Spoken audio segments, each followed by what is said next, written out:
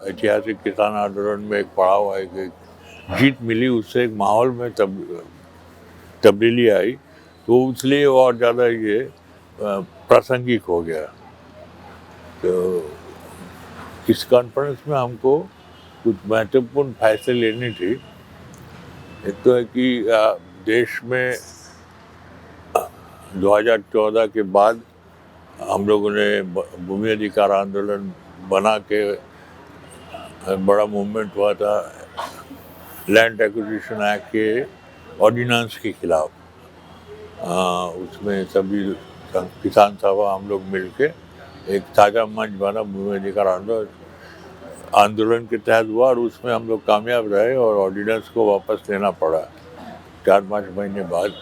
3 या 4 बार उन्होंने ऑर्डिनेंस को रिन्यू किया, फिर बाद में विड्रॉ किया। कई मीटिंग्स हुई, बीच में कई सम्मेलन में हम लोग, बहुत सारे संगठन पास आए। फिर 2018 में किसान मोर्चे के राष्ट्रीय प्रोग्राम हुआ, उसमें भी हम लोग शामिल थे।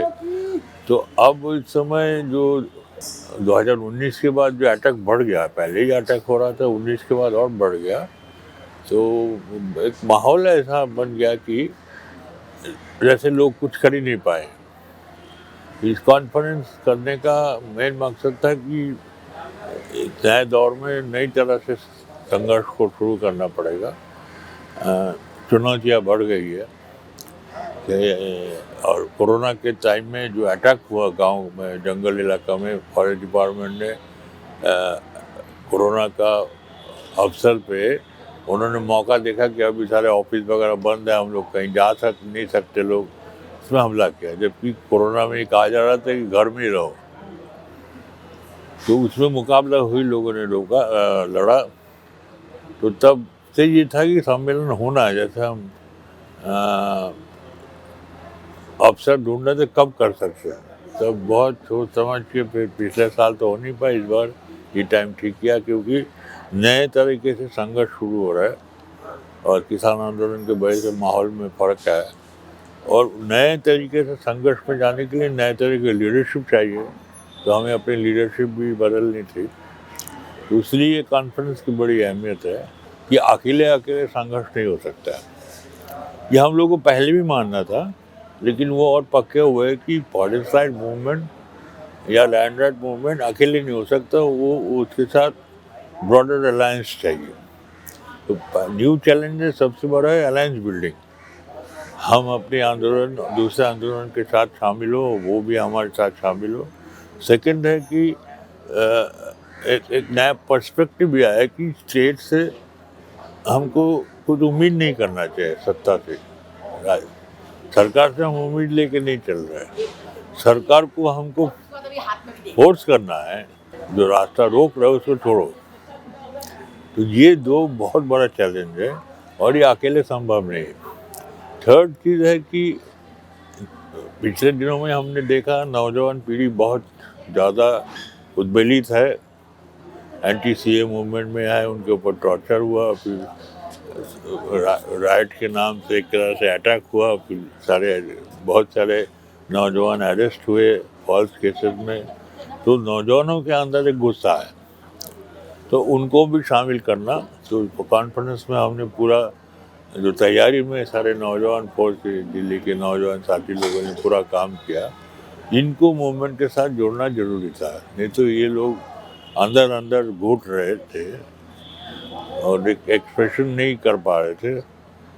तो इसलिए ये और एक चैलेंज था है। वाइडर मिडिल क्लास में अंदर हमको वो पोटेंशियल नहीं देख रहा है, हमने अटेम्प्ट भी नहीं किया। जो हमको लग रहा है मिडिल क्लास में दम नहीं रहा, नौजवानों में है, सब मिडिल क्लास से आते हैं, लेकिन जो सीनियर लोग हैं पहले बहुत सारे मामले में बोलते थे, करते, अब सब खामोश है, एक तरह से सरेंडर कर दिया। फोर्थ चैलेंज यह है कि लीडरशिप में वीमेन और यंग लोगों की, अब नए चैलेंज में नए वीमेन लीडरशिप भी हो सकता है और एंटी सीए मूवमेंट में भी स्थापित किया।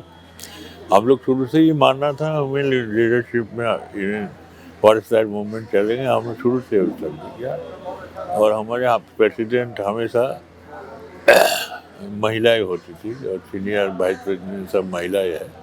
एक मैं जनरल सेक्रेटरी था, इस बार वो भी पूरा हो गया, जनरल सेक्रेटरी भी महिला, प्रेसिडेंट भी महिला।